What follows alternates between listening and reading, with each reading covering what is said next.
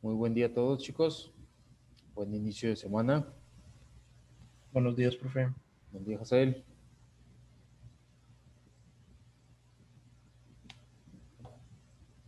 Ok, tienen ya esta semana, ya son las últimas dos días de sesiones. Hoy lunes es el penúltimo y el miércoles tenemos el último día de sesiones de las asignaturas, de ambas asignaturas, tanto de Derecho Aduanero como Gestión Aduanera 2. Ya el próximo miércoles nos estaremos poniendo de acuerdo en la cuestión del examen, ya en la última sesión de gestión aduanera. Y nos ponemos de acuerdo si lo aplicamos ese mismo día, el mismo miércoles más tardecita, o lo estaríamos aplicando el día jueves, ya a consideración obviamente y como una unanimidad de todo el grupo. Ya lo vemos el día miércoles. Si tienen todavía actividades o tareas pendientes, traten de ponerse al corriente ya en estos días, entre hoy y mañana, más tarde el miércoles, ya van a estar recibiendo todo la ponderación de sus actividades y de sus tareas también. En este caso, si alguien tiene, pues trate de enviarla lo más pronto posible porque ya voy a empezar a lo que falte, lo que haga falta todavía, voy a empezar también a calificar para que ustedes les manden notificación de cada una de lo que vayan sacando de cada una de las actividades y cada una de las tareas también. Entonces les repito, eh, pónganse al corriente con esas situaciones, todavía tienen oportunidad los que no han entregado, los cuales les falte alguna tarea o una investigación, pues manden a la plataforma, chicos, para que no les merme su calificación. Igual los que tienen alguna cuestión que no han entrado a las sesiones en vivo, obviamente pues me pueden mandar notificación de que ya las vieron, me mandan la evidencia, dependiendo obviamente del día que no pudieron entrar a las sesiones en vivo para que tampoco les afecten en su calificación, su ponderación de asistencia. Ok, no sé si tengan alguna duda en cuanto a lo que han hecho de tareas, actividades, chicos. No sé si tengan alguna duda al respecto de eso.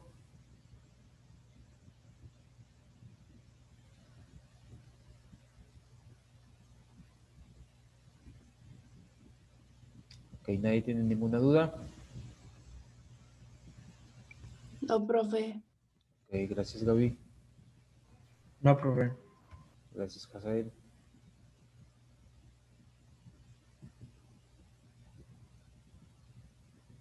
Ok, no, recuerden que las actividades pues es algo muy sencillo, no rebusquen en ese aspecto, simplemente manden, tenían que estar enviando lo que nada más se les solicitó. Obviamente las tareas y las investigaciones, pues esas sí ya llevan, en las instrucciones ya iban cómo se deben de entregar. Hoja de presentación, introducción, conclusión y todo lo que tienen que desarrollar, obviamente en el tema de la investigación. Ok chicos, entonces vamos a empezar directamente a cuestiones relacionadas con la materia de derecho aduanero.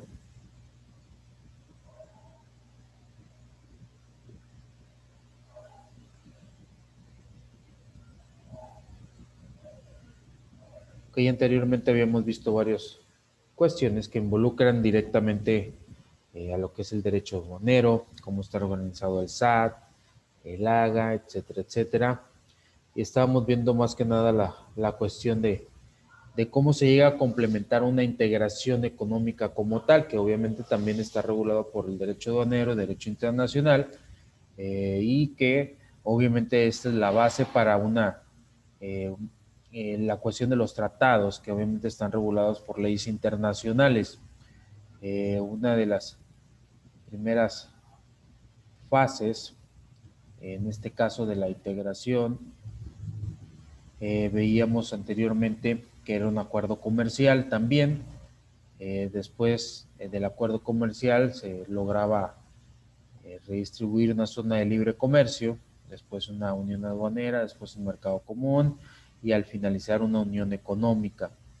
Entonces también vimos aspectos básicos de la integración económica, todo lo que conlleva esta cuestión de la cuestión de comercio de importación y exportaciones de mercancías, obviamente los organismos internacionales para que haya una regularización en ese aspecto del tránsito de las mercancías entre los países y que se respeten obviamente de acuerdo a normas internacionales, que se estén respetando todos los acuerdos comerciales, los tratados de libre comercio, acuerdos comerciales, algún tipo de también de aparte del acuerdo comercial, algún tipo de convenio entre los países.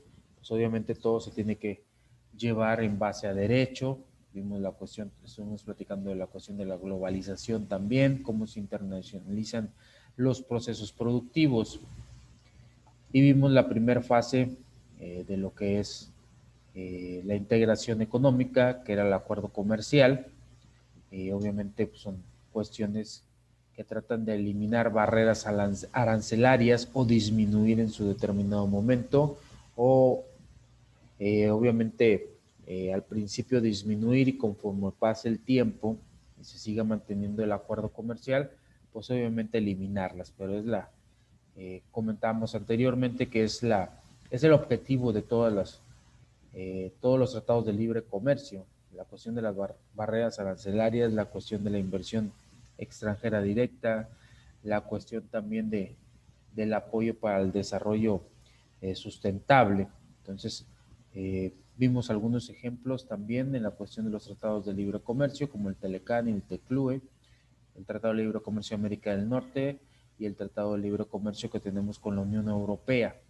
Entonces, es de los, obviamente, como México como país de los más importantes que tiene a nivel mundial, más que nada por, en este caso, por la maximización y de productos y obviamente de países con los que está relacionado y obviamente el poder adquisitivo de esos países.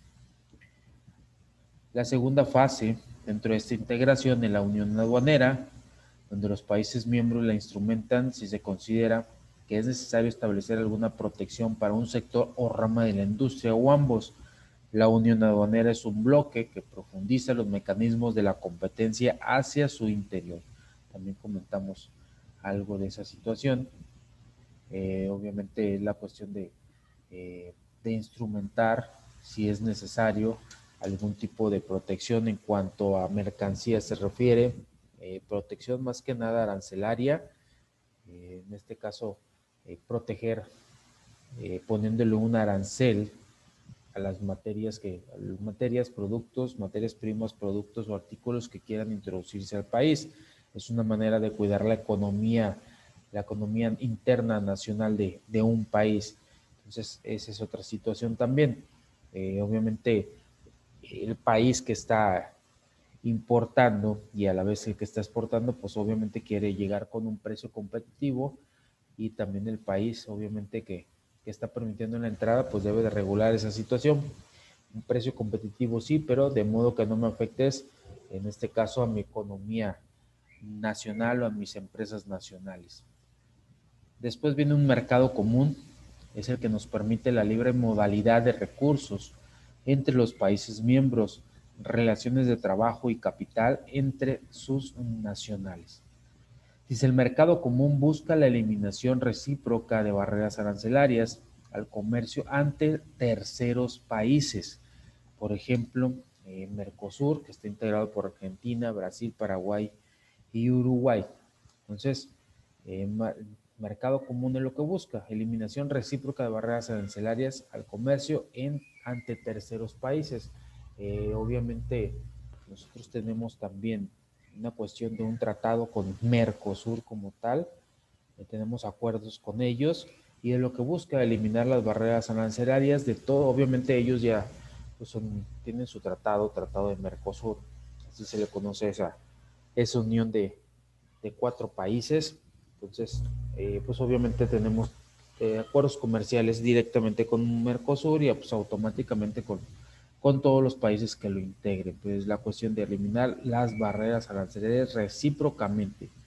Entonces ellos son países directos, nosotros como mexicanos, con México entraría como comercio en un tercer país.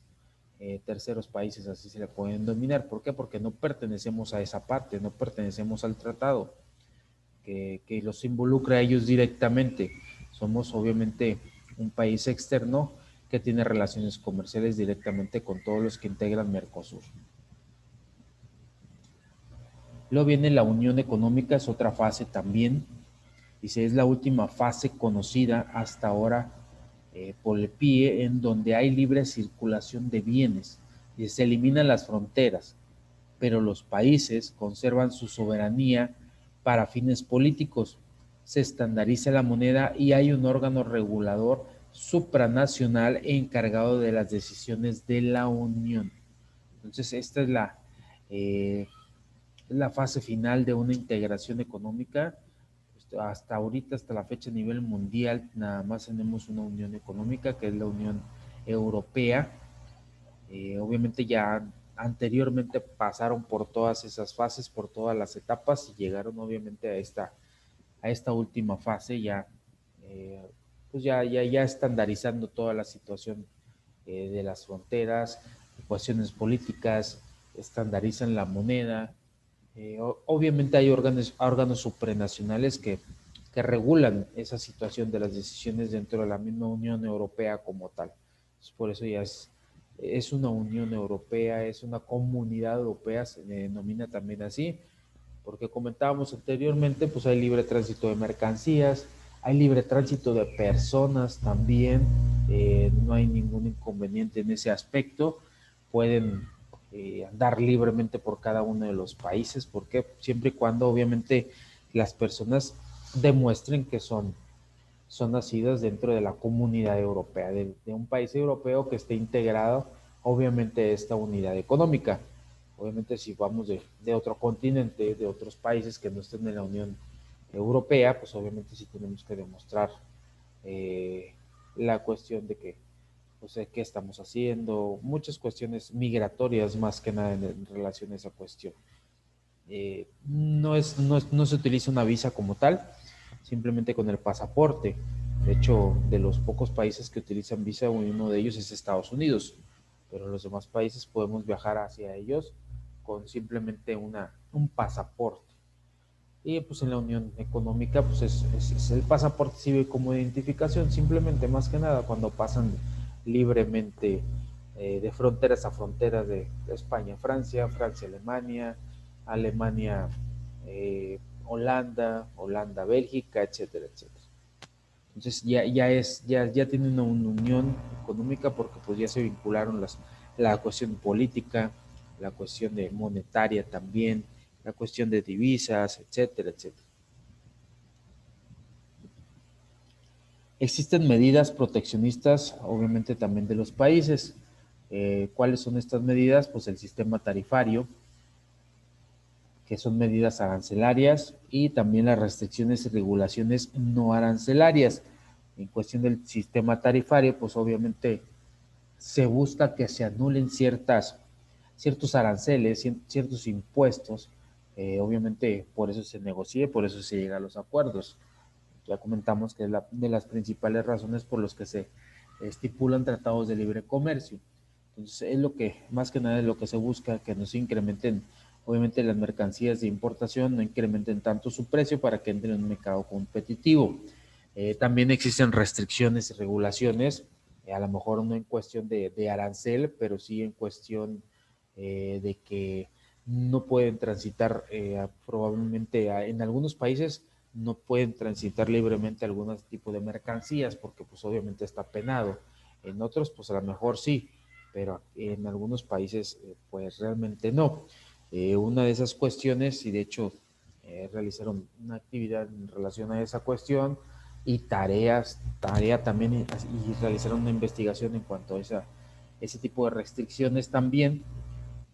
En la cuestión de que, por ejemplo, en Estados Unidos a lo mejor sí está permitida cierta cantidad, se le podría denominar de marihuana para uso propio o uso medicinal. En México no.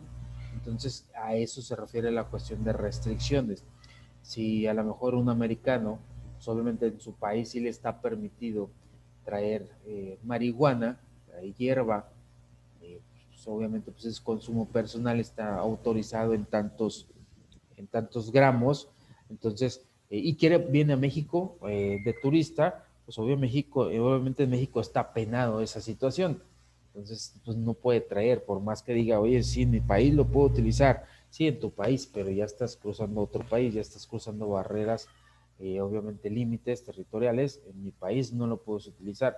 Entonces, es un ejemplo de esas situaciones de las restricciones y regulaciones no arancelarias. No tiene un impuesto como tal, pero realmente, o sea, no puede pasar con ese tipo de mercancías. Y pues como ese, pues hay algunos otros ejemplos, más que nada las cuestiones que regula los sistemas federales, el gobierno federal, por ejemplo, las armas también, pues no pueden pasar en estas circunstancias, en cuestión de restricciones, pues no pueden pasar fronteras de los países también, porque cada país tiene su propia regulación. Igual, lo vemos así, en México sí expiden permisos para portar arma, pero pues obviamente esa es cuestión del gobierno federal, pero pues podemos tener permiso aquí, vamos a Estados Unidos, pues obviamente allá no nos permiten. ¿Por qué? Porque obviamente su país es el que regula esa situación. Entonces, pues ahí tenemos, o viceversa también, cuando vienen de Estados Unidos para acá, para México, pues tampoco no pueden entrar con armamento. Entonces, es la situación de las restricciones que cada uno de los países obviamente tiene como tal. También existe la cuestión de la protección de los intereses nacionales. Nos dice que los gobiernos a veces restringen la entrada de bienes foráneos protegiendo los bienes nacionales. En este aspecto existen dos métodos de proteger los bienes nacionales.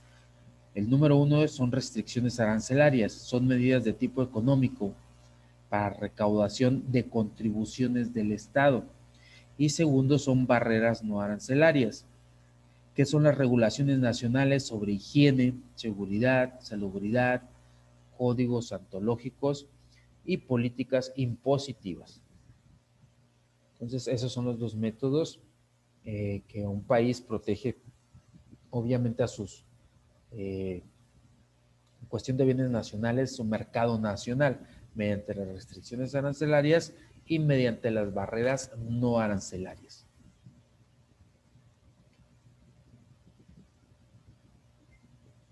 Ok, ¿cuáles son las restricciones arancelarias? Un ejemplo de ello, pues obviamente son los aranceles. Nos dice que es el impuesto pagado por las importaciones o exportaciones realizadas. El método más común para frenar las importaciones es este. Obviamente hay tipos de aranceles de acuerdo a la ley del comercio exterior, el ad valorem, obviamente que es en cuestión porcentual, específico por unidades de medida, y el mixto.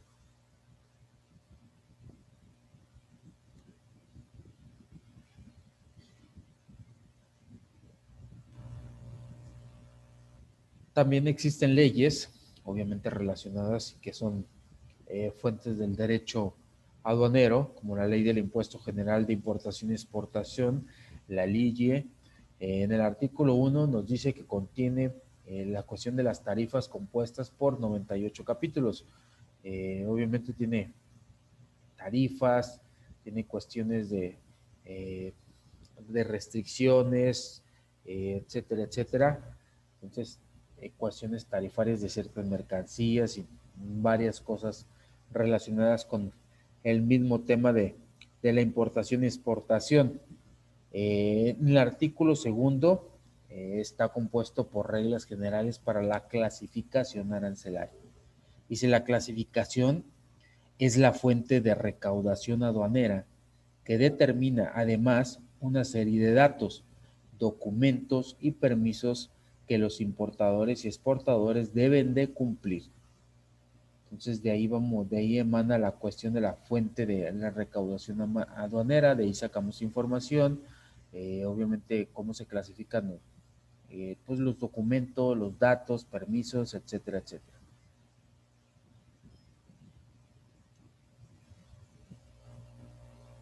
En cuestión de la composición de la fracción arancelaria, obviamente esta está compuesta por 8 dígitos.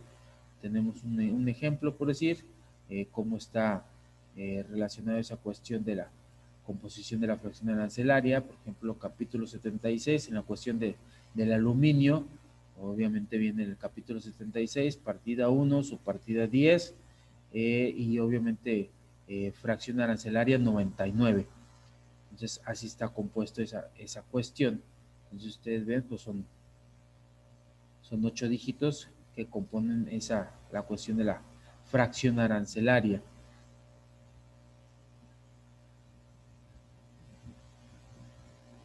Eso es en cuanto a aranceles se refiere, pero en cuanto al primer método que estábamos conversando, que estábamos explicando, obviamente también una cuestión de barreras no arancelarias, como cuáles, como permisos previos, como cupos, normas, de acuerdo al artículo 40, obviamente algunas otras normas también significativas que se relacionan directamente a cuestiones de barreras no arancelarias, certificados, avisos, hojas de requisitos fitosanitarios o sanitarios, permisos de Sedena, Secretaría de Economía, Semarnat, etcétera, etcétera. Entonces es no arancelarias porque obviamente no tienen eh, una cuota en el sentido, no es un impuesto como tal, pero pues sí se ocupa en ese sentido para que obviamente tenga permitida la mercancía o el producto, pues obviamente un libre tránsito. A lo mejor no tiene una cuestión de un porcentaje, pero por ejemplo, pues sí tiene que traer un certificado, por ejemplo, cuando se exporta o se importa carne, por decir, que importamos carne de Estados Unidos, pues obviamente tiene que tener certificados de higiene también, sanitarios y fitosanitarios. Obviamente deben tener permisos por obviamente la Secretaría, muchas veces la Secretaría de Salud, Salubridad, en este caso para que le permita la entrada, que ya se haya verificado que no tiene ninguna anomalía, a lo mejor que no tiene un virus o algún tipo de bacteria, y pues obviamente que no nos afecte directamente al momento de consumirla. Entonces, por eso muchas veces luego pasan que, no, no puede entrar la carne de pollo. ¿Por qué? Porque salió contaminada, o anteriormente que hubo la cuestión de la gripe aviar, pues obviamente ese es un tipo de barrera no arancelaria. No, ok, puede estar infectado, ok, no dejamos pasar esa mercancía. Entonces, no tiene un impuesto, una cantidad monetaria como tal, pero pues obviamente sí impide que pase ese tipo de mercancías. En cuestión de la exportación, muchas veces nosotros también exportamos ganado, obviamente, vacas, becerros a Estados Unidos. Entonces, ¿qué es lo que hacen ellos? Pues obviamente tienen ciertos requisitos con los que se debe de exportar para que ellos lo permitan. Vienen, checan, ok, que no haya ningún impedimento, que estén sanos los animales, que no traigan garrapatas, nada, ninguna índole, que tengan cierto peso específico también, que en este caso los becerros vayan capados para su engorda, muchas cuestiones. Entonces esas son barreras no arancelarias. No, pues no pagan en esa cuestión a lo mejor un tipo de impuesto, pero sí, aparte, obviamente les restringen porque tienen que hacer algún certificado o cumplir ciertas normas. Ok, no sé si hasta aquí tengan alguna duda, chicos, o algún comentario que quieran realizar respecto a lo que estamos conversando. ¿Dudas o comentarios?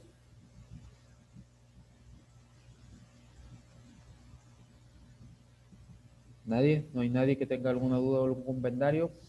¿O No, alguna profe. experiencia? ¿No, José? Gracias. ¿O alguna experiencia que haya tenido en esas situaciones que le hayan impedido en determinado momento pasar algún tipo de mercancía?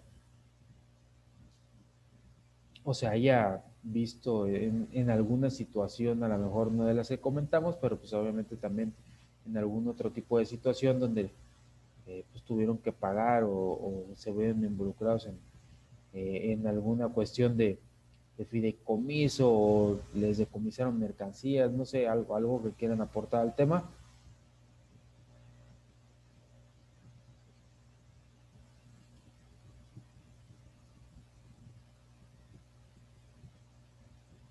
Ok, entonces todo claro hasta aquí. Entonces vamos a continuar.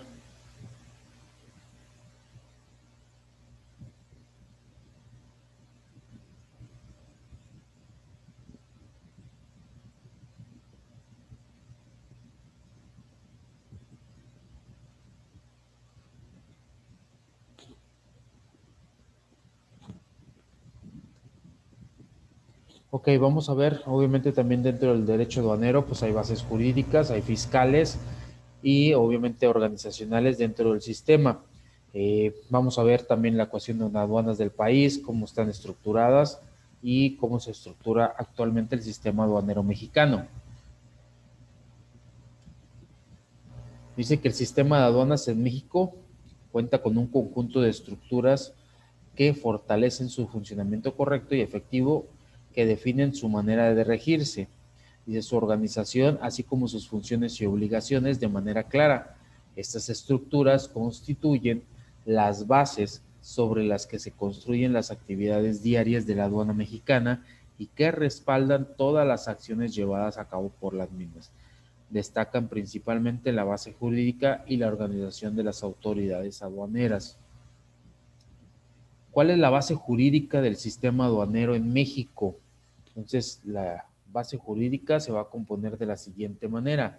Obviamente los tratados de libre comercio, la cuestión de los convenios aduaneros también que tengamos con otros países, algunas fuentes nacionales, la Constitución Política de los Estados Unidos Mexicanos, la Ley de Servicio de Administración Tributaria, el Reglamento Interior del SAT, la Ley Aduanero y su reglamento también, el Código Fiscal de la Federación y su reglamento, la Ley de Comercio Exterior y su reglamento, Ley de Impuestos Generales de Importación y Exportación, las reglas de carácter general en materia de comercio exterior, la Ley Federal de Derechos, Ley de Impuesto al Valor Agregado, obviamente lo conocemos como IVA, la Ley del Impuesto Especial sobre Producción de Servicios, que le denominamos Ley del IEPS. Entonces, obviamente, esa es la base jurídica, eso es en lo que obviamente se van a basar la cuestión de las regulaciones, obviamente eh, todas estas cuestiones se va a apoyar el derecho aduanero. Eh, tenemos infinidad, como lo hemos platicado anteriormente, que se entrelazan y que se tienen relación muchas leyes, muchas cuestiones, muy específicamente en la cuestión del derecho aduanero. Otros derechos pues sí tienen eh, relación a lo mejor, pero no tantas, así como lo tiene realmente el derecho aduanero en determinados momentos.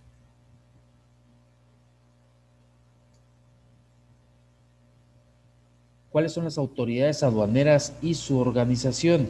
Obviamente, la Secretaría de Hacienda y Crédito Público, y esta tiene como misión proponer, dirigir y controlar la política económica del gobierno federal en materia financiera, fiscal, de gasto, de ingresos y deuda pública. Dice, con el propósito de consolidar un país con crecimiento económico de calidad, equitativo, incluyente y sostenido, que fortalezca el bienestar de las y los mexicanos. Entonces, esa es la misión que tiene la Secretaría de Hacienda y Crédito Público, y pues obviamente es la encargada de la recaudación de las contribuciones, y una de esas contribuciones pues obviamente son los impuestos, los aranceles también. Entonces es la que regula todo ese tipo de situación. Se podría decir que es la principal, pues, la principal secretaría o la principal autoridad encargada de recaudar fondos para el gobierno federal.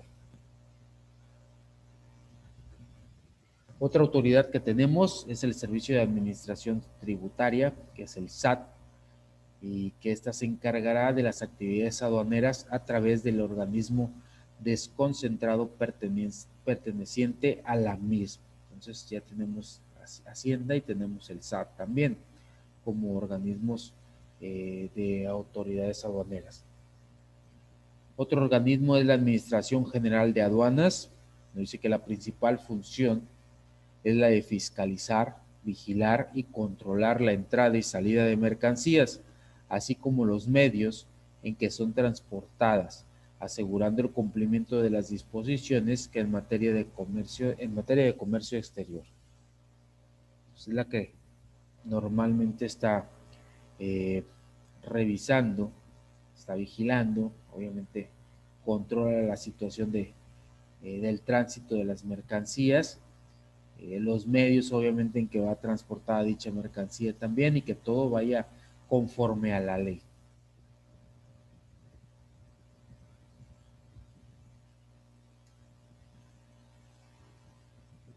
Ok, vamos a hablar de las principales aduanas o de las aduanas en el país.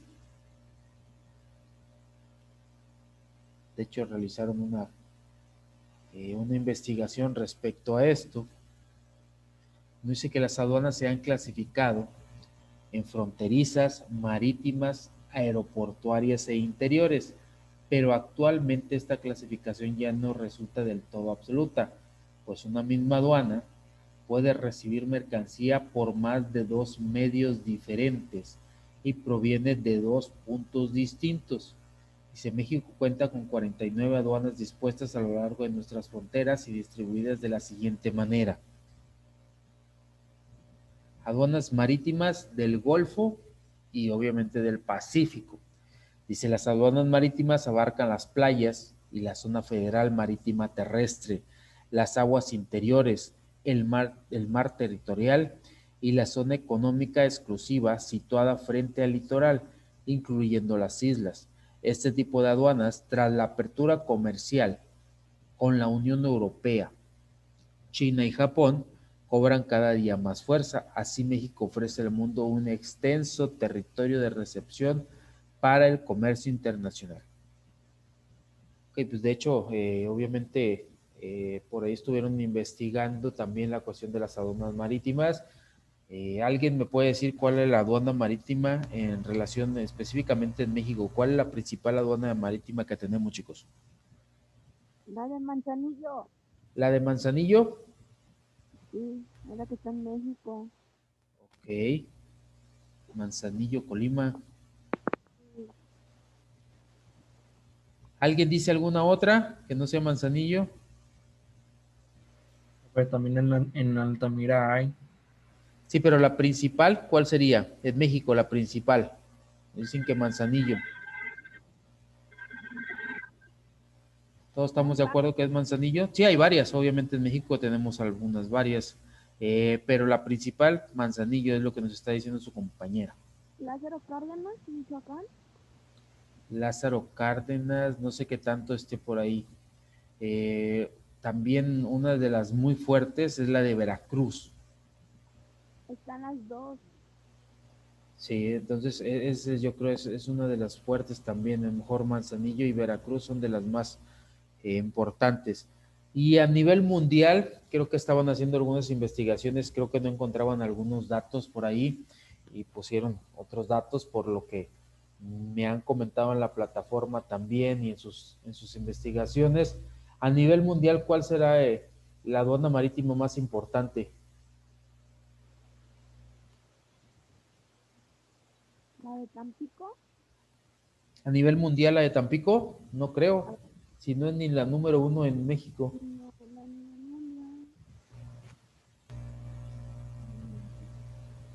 A nivel mundial, obviamente, a nivel mundial, o sea, China tiene muchas cuestiones en esa parte marítima. De hecho, de las más importantes estaban en China. El puerto de Shanghái. ¿El puerto de Shanghái sería el más importante a nivel mundial? Sí, bueno, en lo que yo investigué. Ok. Sí, ahí con la cuestión de que comentaban de Tampico, anteriormente, en antaño, sí era el principal puerto de México, pero pues ya lamentablemente pues ya se trasladó toda esa cuestión a Altamira. Altamira es un puerto artificial porque hay puertos artificiales y México era un puerto pues natural, pero más que nada Se lo llevaron, lamentablemente por cuestiones políticas, se llevaron el puerto de Tampico, o sea, somos puertos, se sigue siendo puerto, pero ya no hay entrada de mercancías, o sea, ya la cuestión de exportaciones y exportaciones ya es lamentablemente muy mínima y sí ha mermado. Mándeme. Disculpe, estaba yo leyendo una noticia en el Facebook que dice que según Matamoros ya va a abrir un puerto. ¿Y ya va a abrir el puerto? Sí, están construyendo un puerto aquí en Matamoros. Ah, ok, que están construyendo puerto en Matamoros. Sí, Sí, pues se puede hacer un puerto. De hecho, les decía, Altamira lo hicieron, no era puerto como tal. Lo que pasa es que agarraron la parte donde obviamente llega directamente el mar. No es como Tampico, que obviamente está el mar y luego está la playa y luego obviamente hay remolcadores para jalar los barcos. Esa es la travesía, jalaban los barcos directamente a donde estaba el puerto y ahí pues se podía ya hacer los movimientos. Me imagino que en Matamoros van a hacer lo que hicieron en su momento con Altamira también, esa cuestión. Aquí pues el beneficio o lo que estipulaban en Tampico era que era, las aguas no estaban muy profundas, entonces las embarcaciones muy grandes pues obviamente topaba el casco y por eso se podían encallar en determinado momento. Pues con esa fue la cuestión por la que se llevaron el puerto, que iban a rasquetear, a hacer más profundo el canal para llegar al puerto, pero pues realmente nunca lo hicieron y pues realmente no lo van a hacer. Entonces, ¿por qué? Porque pues, les convenía en determinado momento llevarse toda esa cuestión a Altamira. No sé cómo vaya a ser en Matamoros, no sé si haya una cuestión política en ese aspecto, pero sí, o sea, es el Golfo, pues obviamente pues tenemos de los principales puertos también, importantes puertos mexicanos a nivel nacional y obviamente pues a nivel mundial. Pero sí, China es de los que más, obviamente se lleva el renombre porque tiene no nada más el puerto de Shanghái, tiene varios que realmente sí son de los más importantes y redituables, hablando mundialmente. Es mucha, más que nada la cuestión, a lo mejor, como les comentaba anteriormente, no son muy eh, ostentosos, muy actualizados, pero más que nada el libre tránsito de mercancías, todo lo que se comercializa directamente en los puertos, perdón, es lo que le da la redituabilidad de ambos. Ok, chicos, se nos va a terminar el tiempo de la primera sesión. En unos minutitos más les mando el link para que se conecten nuevamente a nuestra segunda sesión. Muchas gracias por su atención. Ahorita nos vemos en unos minutos. ok, profe. Ok, gracias.